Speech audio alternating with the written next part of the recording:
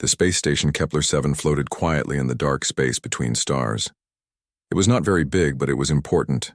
Many different alien races came here to talk and make deals. The station had white metal walls and spinning rings that made fake gravity for the people inside. Admiral Hyon stood at the big window in the meeting room. He was a tall man with short black hair and calm eyes. He wore the blue uniform of the Terran Navy. Behind him sat Ambassador Nari, a smart woman who spoke many alien languages. Next to her was Taman, the head of human intelligence. He was quiet and always watching everything. "They are coming," Taman said softly. He looked at his small computer screen. 3 ships, very big ones. Hyon turned around. "How big?" "Each one is 5 miles long. They have enough weapons to destroy a small moon." Nari smiled a little. "They want to make us scared before they even talk to us." The 3 humans waited. Outside the window, 3 huge ships appeared. They were dark gray and covered with spikes and gun barrels. The ships looked like giant metal sharks with too many teeth. Red lights blinked along their sides like angry eyes. A voice came from the speakers in the room. It was deep and rough. "Humans of Terra, we are the Vorthak Empire. You will receive our message now." "Tell them to come in," Hyon said to the station computer. The door to the meeting room opened with a soft hiss. 6 aliens walked in. They were tall, maybe 8 feet high. Their skin was dark blue and rough like tree bark. They had 4 arms, each in faces that looked like angry lizards. Sharp teeth filled their mouths. They wore black armor with red symbols. The biggest alien stepped forward. His armor had more decorations than the others. "I am War Commander Thextar of the Vorthak Empire. You are Admiral Hyon of the weak human fleet." "That's me," Hyon said with a friendly voice. "Please sit down. Would you like something to drink?" Thextar's yellow eyes got wider. He was surprised. Most aliens were scared when they met the Vorthaks. "We do not drink with food animals." "Food animals?" Nari asked. She sounded curious. "Not angry?" "That is what you are," another Vorthak said. "Your people are soft and weak. You have small ships and simple weapons. You are like cattle waiting to be eaten." Taman wrote something on his computer. He looked interested, like he was taking notes in school. Thextar pulled out a small metal box. He pressed a button and pictures appeared in the air above it. The pictures showed many Vorthak ships, thousands and thousands of them. They filled the space above the table like a cloud of metal death. "This is only a small part of our fleet," Thextar said. His voice was full of pride. "We have 50 million warships. We have weapons that can crack planets like eggs. We have ruled the galaxy for 1,000 years. The pictures changed. Now they showed planets burning, cities turning to ash, alien people running and screaming. "We have destroyed 400 civilizations," Thextar continued. "The Zephyrians fought us for 50 years. They had good ships and brave warriors. We turned their homeworld into glass. The crystal people tried to hide in deep space. We found them and broke every crystal in their bodies." More pictures appeared. Maps of the galaxy with red marks showing Vorthak territory. It covered most of the known worlds. "We control 10,000 star systems. We have conquered every race that thought they were strong, and now we come to you." Hyon nodded like he was listening to someone talk about the weather. "That's very impressive. You must be proud." Thextar looked confused for a moment. Then he got angry. "You do not understand, human. We are giving you one chance to live. Surrender now, and become our slaves. Your people will work in our mines and factories. Your children will serve our warriors. Some of you might live long enough to see your grandchildren." "And if we don't surrender?" Nari asked. She sounded like she was asking about lunch plans. "Then we will destroy every human world. We will burn your cities and kill your people. We will hunt down every human ship in space. When we are done, no one will remember that humans ever existed." The room was quiet for a moment. The Vorthaks stood straight and proud. They had given this speech many times before. Usually, the aliens, they talked to started crying or begging for mercy. Instead, something strange happened. Admiral Hyon started to laugh. It began as a small chuckle deep in his chest. Then it grew louder. Soon he was laughing so hard that tears came to his eyes. He held his stomach and bent over a little. Nari began to smile. Then she started laughing too. Her laugh was lighter and musical, but just as real. Taemin looked up from his computer. A slow grin spread across his face. Then he was laughing as well. The three humans laughed together in the quiet meeting room. Their laughter echoed off the metal walls. It was warm and happy and completely honest. The Vorthax stood very still. In 1,000 years of conquest, this had never happened before. Aliens were supposed to be afraid. They were supposed to beg or cry or try to fight. They were not supposed to laugh. Thextar's mouth opened and closed like a fish out of water. You are laughing? Oh yes, Hyun said, wiping tears from his eyes. I'm sorry. It's just 50 million ships? Really? Planet crackers? Nari added, still giggling. That's what you call them? Taemin held up his computer. Could you send us copies of all this military data? Our comedy archives would love to have it. Comedy archives? One of the other Vorthax whispered to his friend. Thextar's face got darker blue. He was very angry now. You dare to mock the mighty Vorthac Empire? Mock you? Hyun stood up straight. His laughter stopped, but his eyes still twinkled with humor. Oh no, Commander. We're not mocking you. We're genuinely entertained. This has been the most fun I've had in months. Nari nodded. It's refreshing to meet aliens with such active imaginations. Imaginations? Thextar roared. We showed you our fleet. We showed you our conquered worlds. Yes, you did, Taemin said. He was back to being calm and quiet. Very nice pictures. Good special effects. The war commander looked at his soldiers. They looked back at him. None of them knew what to do. In their long experience of conquest, no one had ever reacted like this. You have 30 standard days, Thextar said finally. His voice was not as confident as before. 30 days to surrender. If you do not, we will come with our full force. 30 days, Hyun asked. That's very generous. Most people only get a week's notice before vacation.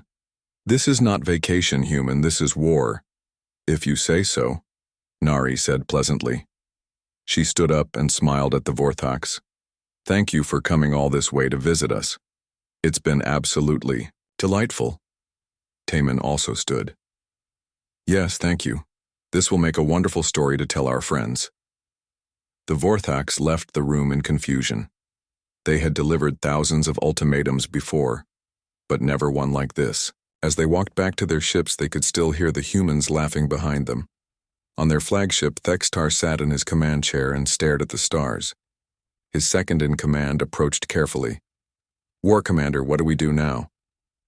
Thextar did not answer right away. He was thinking about the humans and their strange reaction. In all his battles, all his conquests, he had never seen anything like it. Send a message to the High Command, he said finally. Tell them the humans have received our ultimatum. And their response, sir? Thextar was quiet for a long moment. Tell them the humans laughed. The news traveled fast across human space. Every planet, every space station, every ship got the message about the Vorthac ultimatum.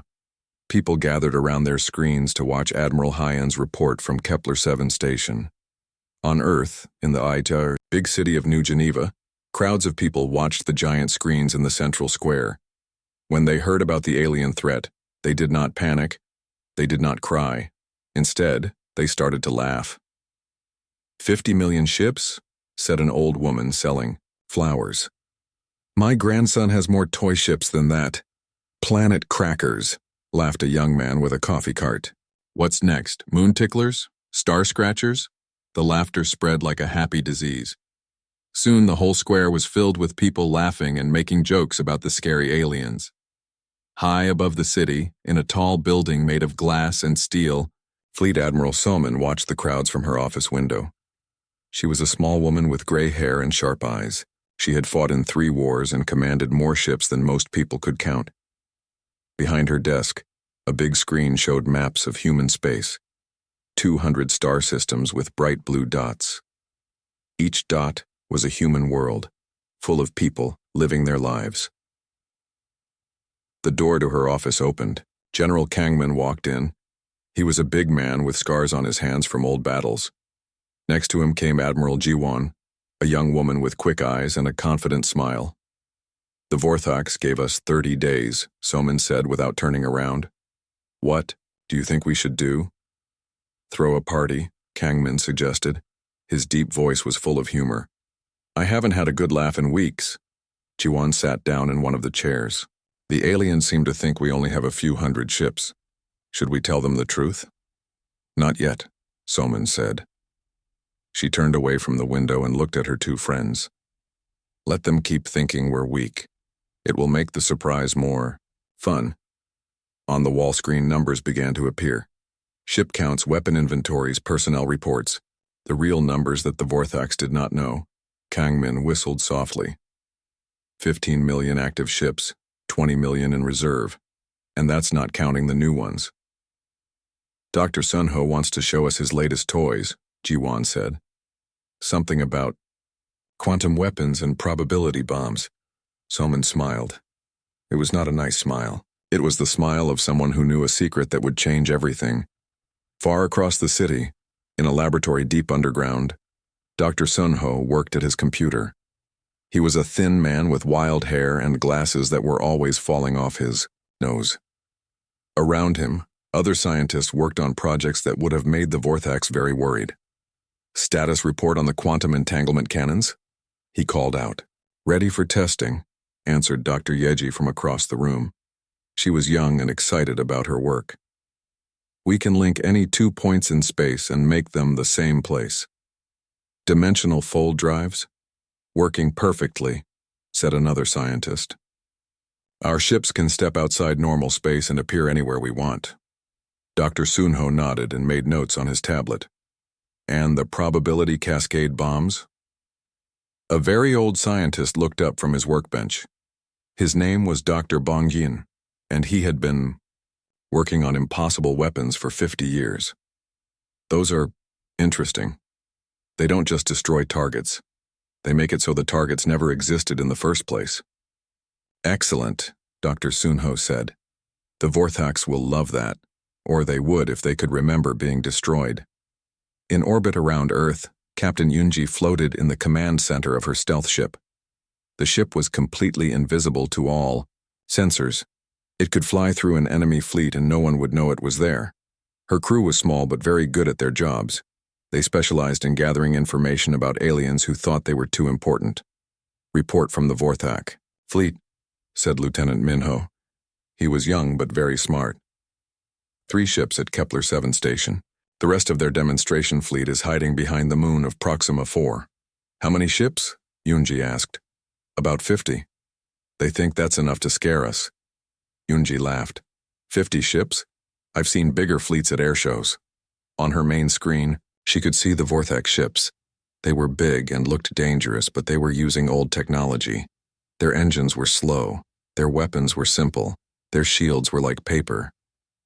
"Begin detailed scans," she ordered. "I want to know everything about their ships, how they work, what they're made of, where they keep their coffee makers." "Coffee makers, Captain?" "Every good intelligence report includes coffee makers, Lieutenant. It shows attention to detail. Across human space, similar scenes were playing out. On Mars, children drew funny pictures of the alien invaders. On Alpha Centauri, comedians wrote new jokes about the Vorthax threat. On Tau Ceti, farmers continued planting crops because they knew they would live to harvest them. But in the secret places, in the hidden laboratories and classified meeting rooms, humanity prepared for war. Not the kind of war the Vorthax expected. Not the kind of war anyone expected. On the military planet of Titan Base, Admiral Do-hyun walked through the shipyards. He was a calm man who never seemed worried about anything. Even now, with an alien empire threatening to destroy humanity, he looked like he was taking a pleasant stroll. Around him, workers built ships that the Vorthax could not imagine. Ships that could fold space and time. Ships that could exist in Several places at once. Ships that could turn enemy weapons into flowers. How many ready for deployment? He asked his aide, Commander Seohyun. 2 million in the first wave, she answered. 10 million if we need them. And the special units? Captain Min-jae's reality weavers are ready. So are the probability pirates and the quantum jokers. Do-hyun nodded. These were humanity's secret weapons. Soldiers who had learned to fight with physics itself as their tool. Back on Earth in a small apartment in Tokyo, an old man named Young-ho sat at his desk. He was a war correspondent who had covered every major conflict for 40 years. His job was to tell people what war was really like. But this time felt different. He had covered alien first contacts before. Usually there was fear and uncertainty. People worried about what the aliens wanted and whether humanity was strong enough to survive. This time people were making memes. His computer screen showed hundreds of jokes about the Vorthax. Pictures of the scary aliens with funny captions. Videos of people pretending to be afraid of their house cats because they might be Vorthak infiltrators. One popular video showed a little girl looking at a picture of a Vorthak ship. That's not scary, she said. It looks like my brother's broken robot toy. Young-ho had never seen anything like it. Humanity was facing possible extinction, and they were treating it like a comedy show. His phone buzzed. A message from his editor. Need story about human response to alien threat. How are people reacting? Young-ho thought for a moment. Then he began to type.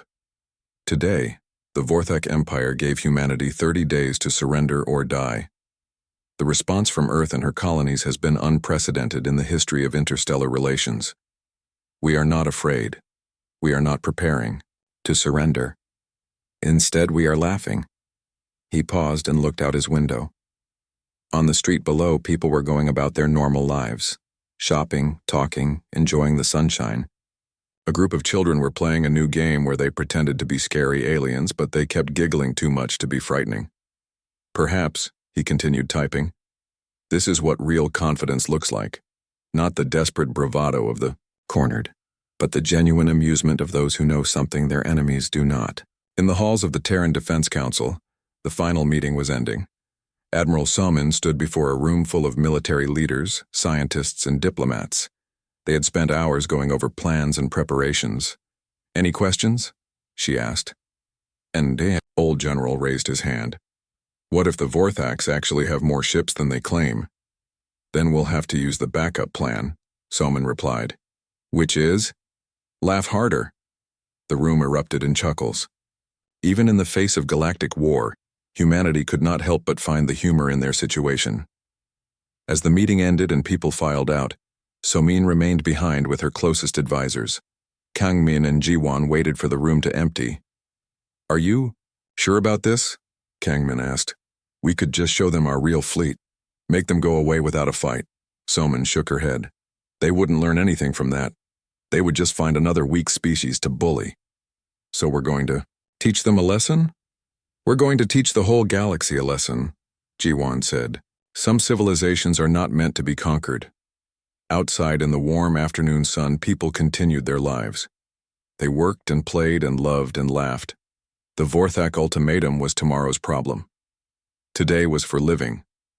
And in the secret places in the hidden depths of human space, the most advanced civilization in the galaxy finished preparing for a war that would change everything.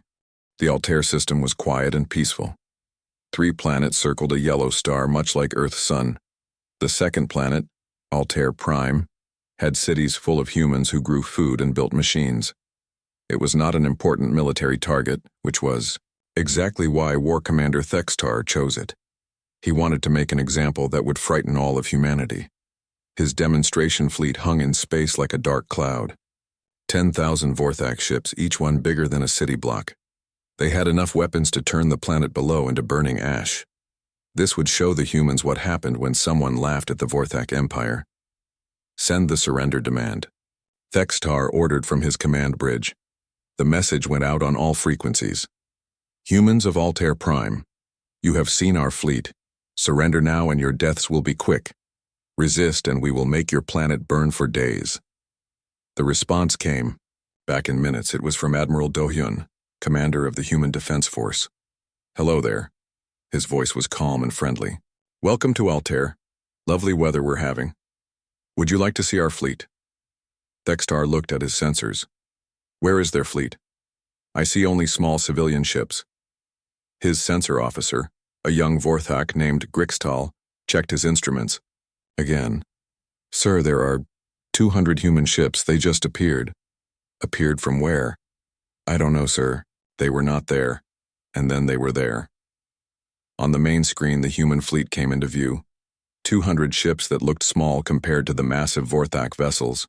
They were sleek and white, with no visible weapons or armor. Thextar felt disappointed. That's all? 200 tiny ships?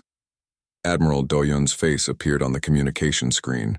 He was a middle-aged human with kind eyes and a slight smile. He looked like someone's grandfather, not a military commander. Sorry we're late, Doyun said. We were having tea. Would you like some? We have excellent tea. Tea? Thexatar was confused. You are about to die, human.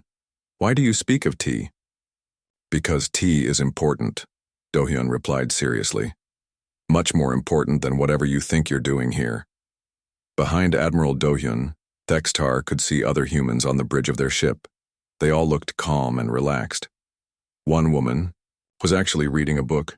You have 10 minutes to surrender, Thexatar announced. Then we will destroy your ships and burn your planet.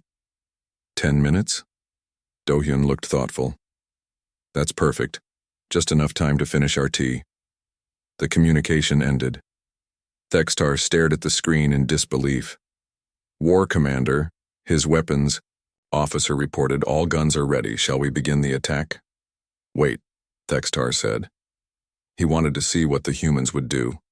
In his experience, enemies usually tried to run away or send out desperate last messages to their families. For 10 minutes, nothing happened. The human ships hung in space, not moving. They did not raise shields or charge weapons. They seemed to be waiting. Time is up, Thextar announced. All ships, begin attack. Show these humans the power of the Vorthak Empire. 10,000 ships opened fire at once. The space between the fleets filled with energy beams and missiles. Enough firepower to destroy a small moon raced toward the tiny human fleet. The weapons reached the human ships and nothing happened. The energy beams passed right through the human vessels like they were not there. The missiles flew past them and exploded harmlessly in empty space. What? Thextar jumped from his command chair. Grixtal, what happened to our weapons? I don't know, sir. All weapons fired correctly, but they seem to have missed. Missed? How do you miss 200 ships with 10,000 guns? On the communication screen, Admiral Dohyun's face appeared again. He was sipping tea from a small cup. That was very loud, he said mildly. Are you done making noise? How did you do that? Thextar demanded. Our weapons cannot miss. Oh, they didn't miss, Dohyun explained. They just hit the wrong place. The wrong place? Yes. They hit where we were 5 minutes ago. We're here now. Dohyun pointed at his current location. Your weapons are still back there. He pointed in a different direction. Thextar looked at his sensors again. This made no sense. His weapons had fired in a straight line at the human ships, but somehow they had ended up somewhere else entirely. Sir, called out the navigation officer, something is wrong with space itself. What do you mean? The distance between us and the human fleet keeps changing. One moment they are 5 million kilometers away. The next moment they are 3 million. But they are not moving. Thextar felt a cold fear in his stomach. Space does not change.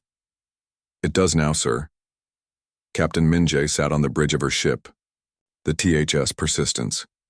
She was young for a ship captain, but she had trained for this moment her whole life. Around her, her crew worked at stations that would have looked like magic to the Vorthaks. Fold status?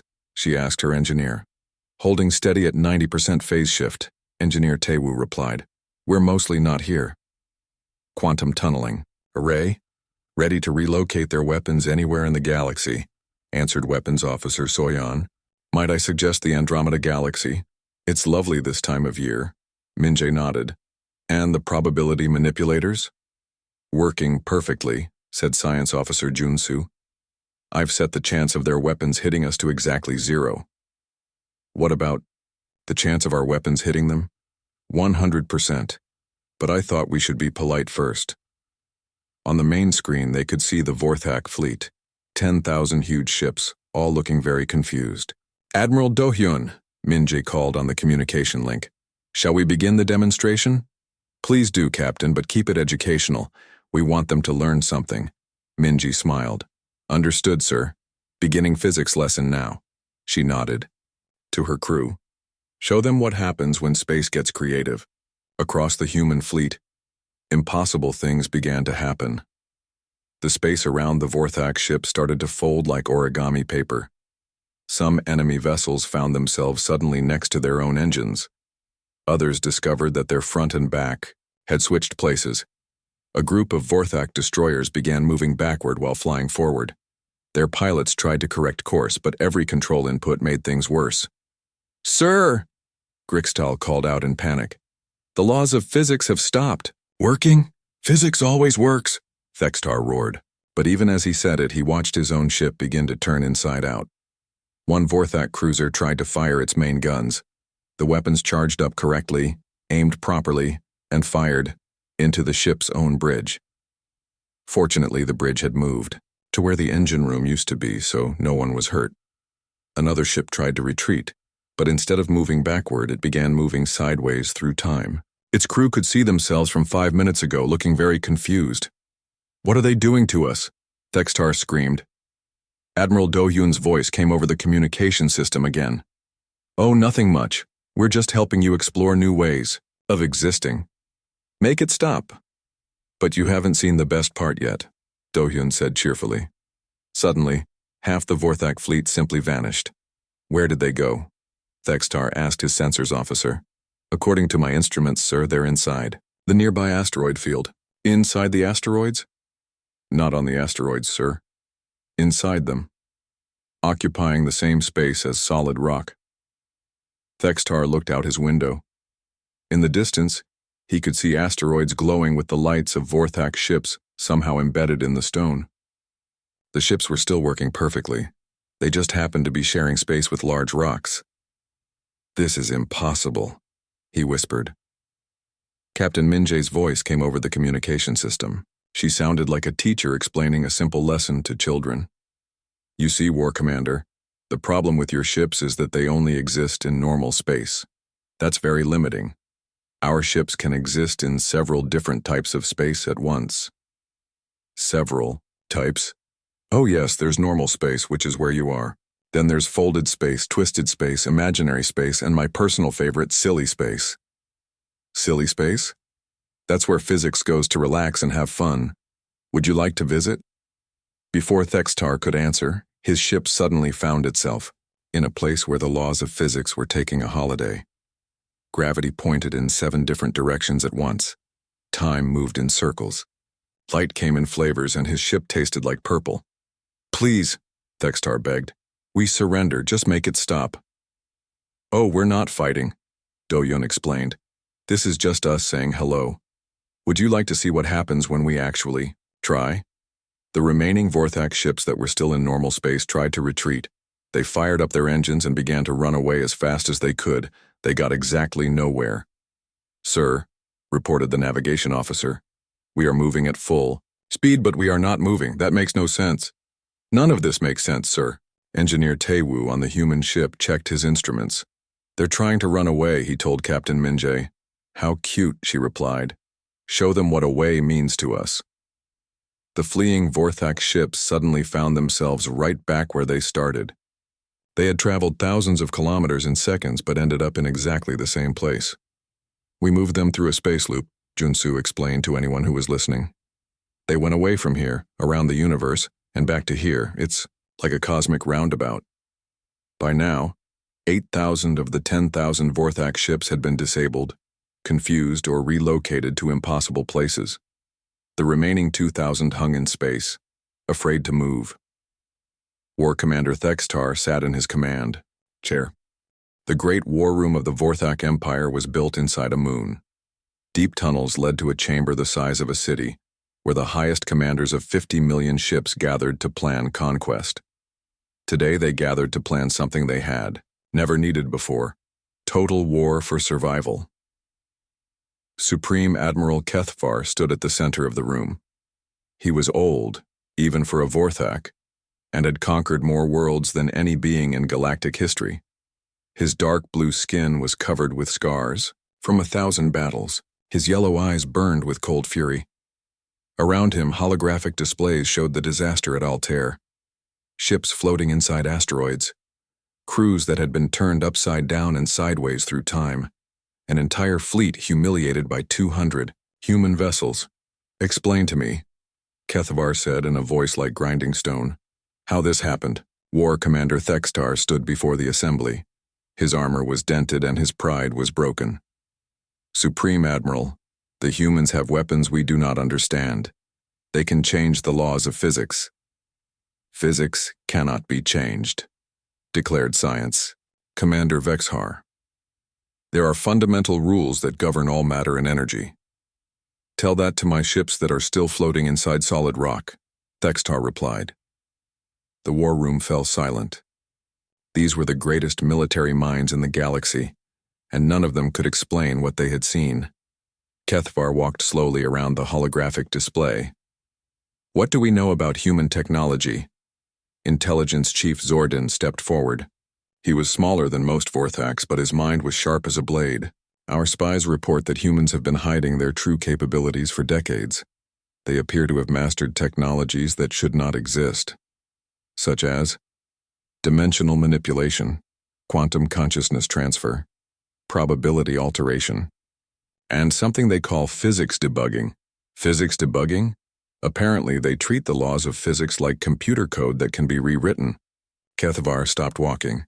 In his 300 years of life, he had never heard of anything so impossible. "How many ships do they really have?" "Unknown, sir. Our best estimates suggest millions, possibly tens of millions, but they seem to appear and disappear at will." Another commander spoke up. "Sir, should we consider negotiation?" The entire room turned to stare at him. In the history of the Vorthak Empire, they had never negotiated from a position of weakness. Negotiation? Kethvar's voice was deadly quiet. "A Vorthak does not negotiate. A Vorthak conquers or dies." He turned to address the entire assembly. "Gather every ship in the Empire. Call back every fleet from every conquered world. We will show these humans what happens when they mock the power of the Vorthaks." "Sir," Intelligence Chief Zordon said, "carefully. That would leave our territories undefended. Better to lose some territories than to lose face before the entire galaxy. How many ships can we muster?" 30 million active vessels, sir. With reserves, perhaps 40 million. "Do it. Send them all." On Earth, Field Marshal Seojin stood in the command center deep beneath the mountains of Tibet. The room was filled, with screens showing the movement of ships across the galaxy. Every Vorthak vessel was being tracked in real time. Next to him, Strategic Coordinator Hayun watched the enemy formations with professional interest. She was a calm woman who could plan the movement of millions of ships like other people planned. "Dinner parties. They're pulling ships from everywhere," she observed. "Even their core worlds are being stripped of protection." "How many?" Seojin asked. 40 million ships, give or take a few 100,000. It's the largest fleet ever assembled in galactic history." Seojin nodded thoughtfully. He was not worried, just interested. "And how many ships do we have ready?" "For this operation? About 15 million active vessels, 20 million in reserve, plus the special units." "That should be enough," Seojin said. "Signal Admiral Harry. Begin Phase 1 of Operation Cosmic Joke." High above Earth, Admiral Harry received the order, on her flagship. She was young for an admiral, but she had trained under the best commanders humanity had ever produced. Her specialty was defensive warfare, and she was about to show the galaxy what human defense really meant. "Signal all fleet commanders," she ordered. "The Vorthaks are coming with everything they have. Time to show them everything we have." Across human space, ships began to move. Not hundreds or thousands, but millions. They came from hidden bases in asteroid fields, from stations, disguised as moons, from shipyards that existed in folded space. The human fleet was like nothing the galaxy had ever seen. Ships that looked like crystalline artwork moved next to vessels that seemed to be made of pure light. Some ships existed in several dimensions at once. Others appeared to be swimming through space like fish through water. In the Vega system, Commander Jeho prepared his special unit for deployment. The Reality Weavers were humanity's most elite soldiers, trained to fight with the fundamental forces of existence itself. His team was small, only 50 people, but each one could reshape local reality like a sculptor working with clay. They had spent years learning to treat time and space as tools in their workshop. Mission briefing, Jeho announced to his team. They floated in zero gravity around him, each wearing armor that seemed to shift between different states of matter. The Vorthak core fleet has 40 million ships, he continued. Our job is to visit their flagship and deliver a message. What kind of message? Asked Lieutenant Minji.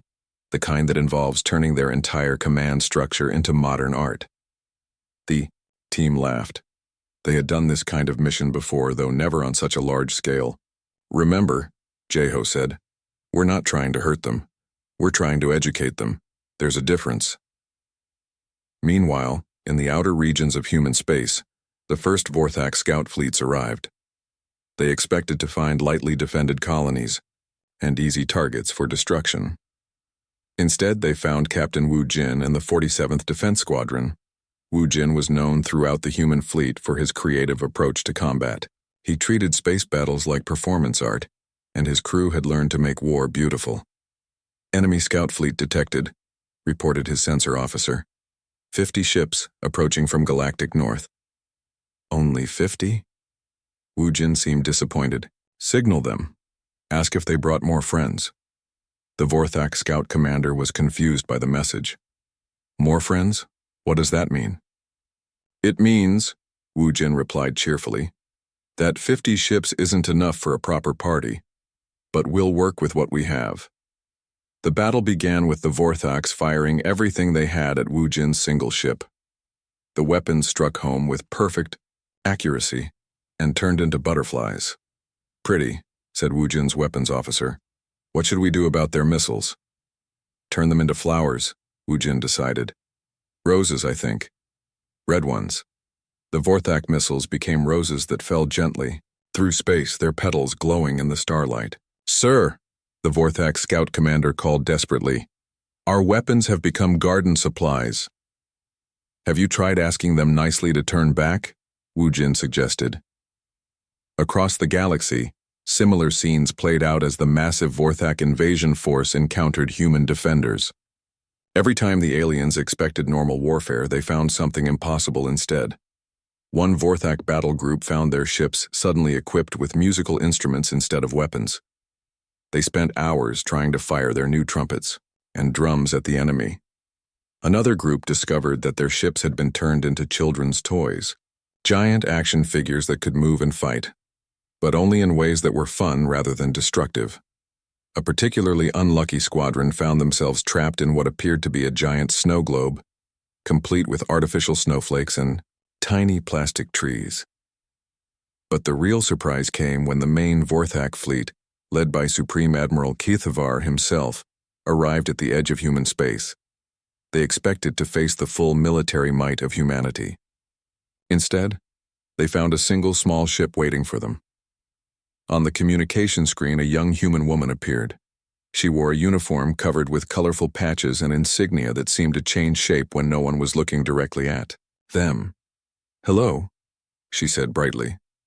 I'm Captain Dahyun of the THS Infinite Jest. Welcome to human space. Can I offer you some coffee? We have excellent coffee. Keithvar stared at her in disbelief. You are one ship. We are 40 million ships. Do you think you can stop us? Stop you? Dahyun looked puzzled. Why would I want to stop you? You've come all this way to visit us. That's wonderful. Please come in. Come in? Yes, we've prepared something special for you. Before Keithavar could respond, something impossible happened to his fleet. Every single ship, all 40 million of them, suddenly found themselves in the same place at the same time. Not crashed together, not overlapping, but somehow occupying the identical point in space while remaining completely intact. They were also playing music. Every ship in the Vorthak fleet was now broadcasting classical Earth music at maximum volume. Beethoven's Ninth Symphony filled the space around them, performed by 40 million starship orchestras. "How is this possible?" Kethvar whispered. Captain Dayun smiled. "Oh, that's easy. We just convinced space that 40 million things could fit in one place. Space is very accommodating when you ask politely." "And the music?" "Every ship needs a good soundtrack. Don't you think Beethoven goes well with galactic conquest?" Kethvar looked around his bridge. His crew was staring at their instruments in confusion. The throne world of Kethmaran was a planet covered in metal and stone. Great cities reached toward the sky like steel mountains. For 1,000 years, it had been the center of the Vorthak Empire, the place where orders went out to conquer the galaxy. Today, it was very quiet. Supreme Admiral Kethvar sat alone in his private chamber, deep inside the palace. Through his window he could see the sky filled with both Vorthak and human ships. They hung there together like an impossible dream, still playing Beethoven's music across the emptiness of space. His advisors had tried to make sense of what happened. The humans had somehow convinced 40 million ships to occupy the same place at the same time. They had turned the greatest invasion fleet in galactic history into a floating concert hall. But that was not the strangest part. The strangest part was that no one had been hurt. Not a single Vorthak had died. Their ships were still working perfectly. They could leave any time they wanted, but every time they tried to fly away, they ended up right back where they started, still playing music. A soft sound made Kethvar turn around. Someone was in his room, though the doors had never opened. It was a human woman, small and young-looking, with kind eyes and a gentle smile. She wore a simple uniform with no weapons visible. She should not have been able to get past the guards, the security systems, or the locked doors. "Hello," she said pleasantly. "I'm Mi-Young from the Human Diplomatic Corps. May I sit down?" Kethvar's hand moved toward his weapon, then stopped. If this human could appear in his private chamber without triggering any alarms, what good would a simple gun do? "How did you get in here?" he asked. "I knocked, but no one answered, so I let myself in," Mi-Young replied. She sat down in a chair across from him as if they were old friends meeting for tea. "That's impossible. My chamber is guarded by—" "Oh, I'm sure it is," Mi-Young interrupted gently. "Humans are very good at getting past guards when we need to. It's one of our hobbies." Kethvar stared at her. This small, weaponless creature had somehow bypassed the most secure defenses in the galaxy. "What do you want?" "To talk," she said, simply. "You've been trying to conquer the galaxy for a long time. It must be very tiring." "Tiring?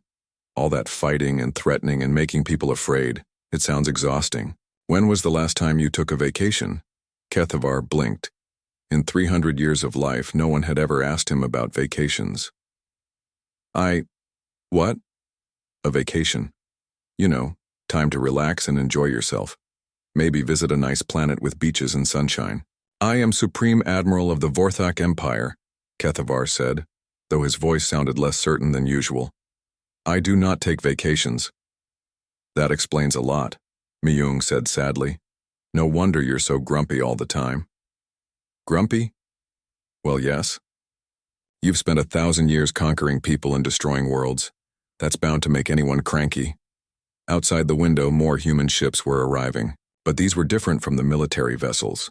They looked like cruise ships, comfortable transport vessels designed for passengers rather than warfare. "What are those?" Kethvar asked. "Oh, those are for later," Mi-Young said mysteriously. "First, I'd like you to meet someone." The air in the room shimmered and another human appeared. This one was an older man with wild hair and excited eyes. He carried what looked like scientific instruments. "Supreme Admiral Kethvar," Mi-Young said. "This is Dr. Siwu, our chief xenobiologist. He's been studying your species for many years." "Doctor." Siwu set down his instruments and smiled broadly. Fascinating. Absolutely fascinating. You're even more interesting than our report suggested. Interesting. Kethvar was having trouble keeping up with this conversation. Oh yes, Dr. Siwu continued enthusiastically. The Vorthak psychological profile is quite unique. You see, your species evolved on a world where you were constantly threatened by larger predators. Your ancestors survived by forming groups and attacking anything that might be dangerous. So you never learned to stop, Dr. Siwu explained. Even after you became the most powerful species in the galaxy, you kept attacking because that's all you knew how to do. It's like being stuck in a loop. Myung nodded sympathetically. You've been afraid for so long that you forgot what it feels like to be safe. Kethvar felt something strange in his chest. A tightness he had carried for so long that he had forgotten it was there. We are not afraid. We are the conquerors. Of course you are, Dr. Siwu agreed. But what were you before you became conquerors? The question hung in the air like a puzzle waiting to be solved.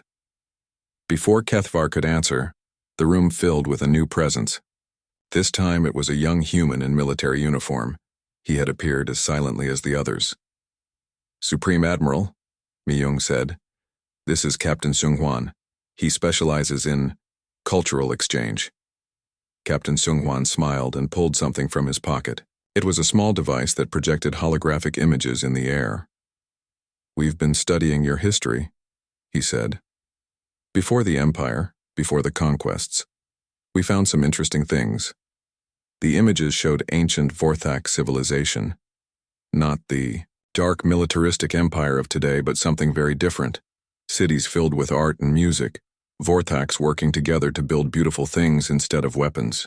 Your people were explorers once, Seung-hwan continued. Scientists and artists. You had the most advanced astronomy in the galaxy. You created music that could make stars dance. Kethvar stared at the images.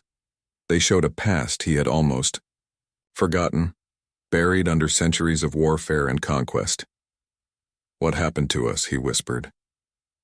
You got scared, Myung said gently. When you met other species for the first time, some of them were hostile. So you decided that being strong was the only way to be safe. But you became so good at being strong, Dr. Siwu added, that you forgot how to be anything else. Another shimmer in the air brought a fourth human. This one was older, with gray hair and eyes that seemed to hold great wisdom. She wore a uniform marked with the symbols of a ship's captain. I'm Captain Da-hyun, she said, not the young Da-hyun from the Infinite Jest. I'm her grandmother. I commanded the first human ship to make peaceful contact with an alien species. She sat down next to Myung. Would you like to know a secret, Supreme Admiral? Kethvar found himself nodding. Humans were scared too when we first went to the stars. We were a small species on a small planet, and the galaxy seemed so big and dangerous. We thought we might have to fight everyone we met. What changed? Kethvar asked. We met the Centaurians, Captain Da-hyun replied. They were even more scared than we were. When we realized that fear was something we shared, we started laughing instead of fighting. Laughing? At how silly it all was. Here we were, two species terrified of each other, when we could have been friends instead. Outside the window, something remarkable was happening. Vorthak ships were starting to move again, but not to leave. They were moving closer to the human vessels, and the music was changing. Instead of just Beethoven, other melodies were joining in. Vorthak instruments were adding their voices to the cosmic symphony. Your crews are learning to play together, Seung-hwan observed. Music is a universal language. This is impossible, Kethvar said, but his voice held wonder instead of anger. Most good things are impossible, Myung replied. That's what makes them worth doing. Dr. Siwu checked one of his instruments. Supreme Admiral, may I ask you a personal question? What? When was the last time you laughed? Kethvar thought about it. He could not remember ever laughing. Vorthaks did not laugh. They were serious, military, always focused on the next conquest. I don't think I know how, he admitted. Would you like to learn? Captain Da-hyun asked. Before Kethvar could answer, the humans began to share stories. Funny stories about their own mistakes and misadventures. Tales of diplomatic meetings that went wrong, of translations that created hilarious misunderstandings, of the time a human ambassador accidentally challenged an alien emperor to a dance contest. Despite himself, Kethvar found the corners of his mouth beginning to turn upward. The human's laughter was infectious, warm, and genuine. It reminded him of something from long ago, from the ancient images of his people when they were still explorers and artists. And then, for the first time in 300 years, Supreme Admiral Kethvar laughed. It started as a small rumble in his chest, then grew into something larger.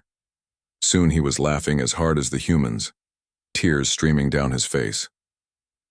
Outside, across the fleet of 40 million ships, something extraordinary happened. Vorthak crews who heard their Supreme Admirals' laughter through the communication systems began to laugh as well. The sound spread from ship to ship like a wave of joy. Within minutes, 40 million Vorthaks were laughing together for the first time in their species' recorded history. "How do you feel?" Myung asked when the laughter finally subsided. Kethvar considered the question.